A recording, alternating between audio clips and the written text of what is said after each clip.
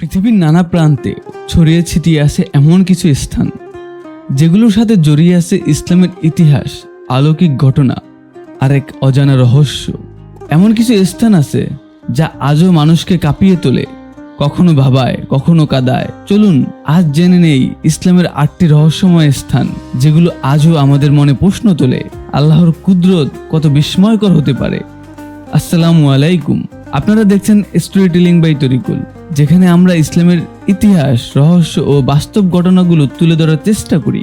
আজকের পর্বে ইসলামের 8টি রহস্যময় স্থান যেগুলো শুধু ইতিহাস নয়, এক একটি হলো ঈমান জাগানোর কাহিনী।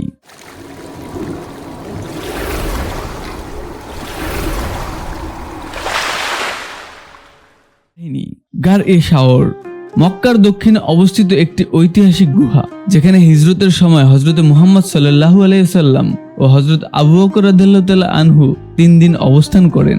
কুরাইশরা তাদের হত্যার ষড়যন্ত্র করলেও আল্লাহর হেফাজতে তারা রক্ষা পান।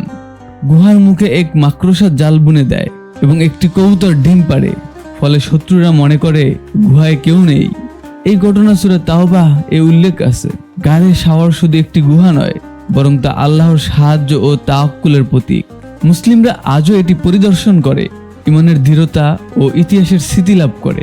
গার-ই-হিরা মক্কার উত্তরে জাবাল আন-নূর পর্বতের উপর অবস্থিত একটি পবিত্র গুহা, যেখানে হযরত মুহাম্মদ সাল্লাল্লাহু আলাইহি সাল্লাম নবুয়ত প্রাপ্তির আগে ধ্যান ও একাকিত্বে সময় কাটাতেন। ওখানেই ওহীর শুরু হয়, যখন জিবরাইল আলাইহিস সালাম এসে প্রথম ওহী হিসেবে আল্লাহর পক্ষ থেকে সূরা আল-আলাকের প্রথম 5 আয়াত নাজিল করেন। এই ঘটনা ইসলামের সূচনার এক ঐতিহাসিক মুহূর্ত। গার-এ-হিরা হলো আত্মশুদ্ধি, ধ্যান ও আল্লাহর নৈকট্যের প্রতীক। এটি এখনো মুসলমানদের কাছে অত্যন্ত শ্রদ্ধেয় স্থান।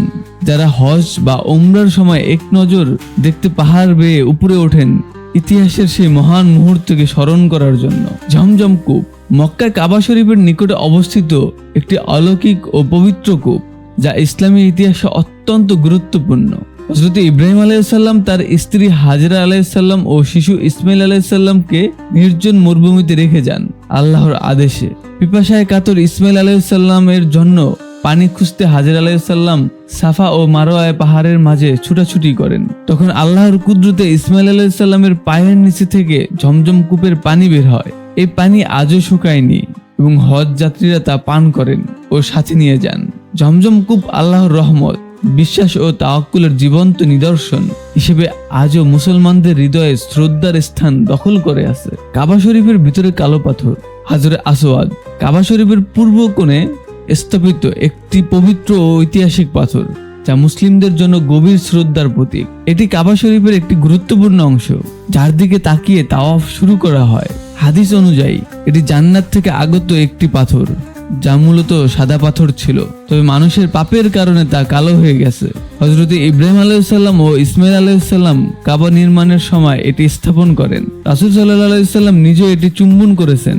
হাজরে আসওয়াদকে চুম্বন বা স্পর্শ করা সুন্নত, তবে ভিড়ের কারণে ইশারায় সম্মান জানানো গ্রহণযোগ্য।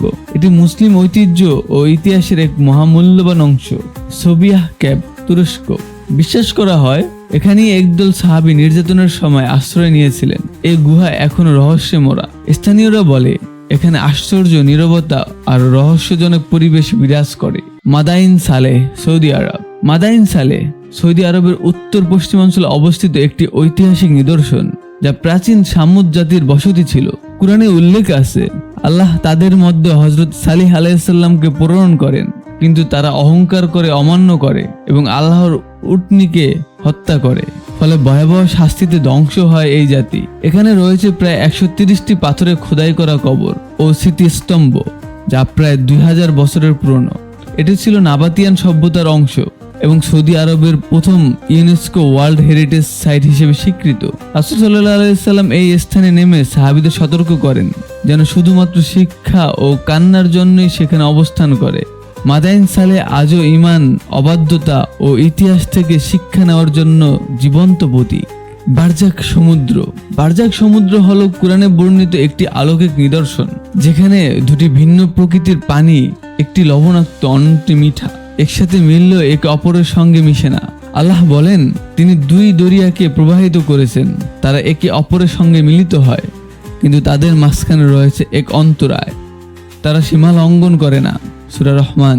আধুনিক বিজ্ঞানে এটি প্রমাণিত হয়েছে, যেমন আটলান্টিক ও ভূমধ্যসাগর সংযোগ স্থলে এমন ঘটনা দেখা যায়। এটি আল্লাহর কুদরতের নিদর্শন, যা আমাদের ঈমানকে শক্তিশালী করে এবং প্রমাণ করে কুরআনের বাণী শুধু আধ্যাত্মিক নয়, বৈজ্ঞানিকভাবেও সত্য।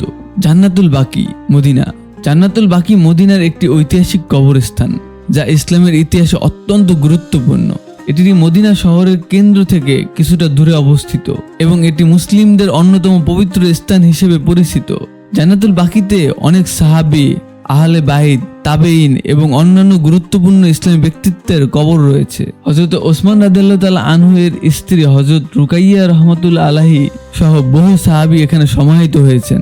এটি নবী সাল্লাল্লাহু আলাইহি সাল্লামের পরে মদিনায় দ্বিতীয় সবচেয়ে পবিত্র স্থান হিসেবে বিবেচিত হয়। মুসলিমরা এখানে বিভিন্নভাবে প্রার্থনা করতে আসে এবং মৃতদের জন্য দোয়া করে থাকে। এই স্থানগুলো আমাদের মনে করিয়ে দেয়, ইসলামের ইতিহাস কেবল পাঠ্যপুস্তকে সীমাবদ্ধ নয়, বরং তা ছড়িয়ে আছে পৃথিবীর আনাচে কানাচে। আর সেগুলো আজও প্রমাণ করে যে আল্লাহ অতীতে কুদরত দেখিয়েছেন, তিনি আজও সবকিছু করতে সক্ষম। আপনার প্রিয় স্থান কোনটি? নিচে কমেন্টে জানাতে ভুলবেন না। ভিডিওটি ভালো লাগলে লাইক দিন, বন্ধুদের সঙ্গে শেয়ার করুন আর সাবস্ক্রাইব করুন স্টোরি টেলিং বাই তরিকুল, এমন আরো ইসলামিক রহস্য ও ইতিহাস জানতে। আল্লাহ হাফেজ।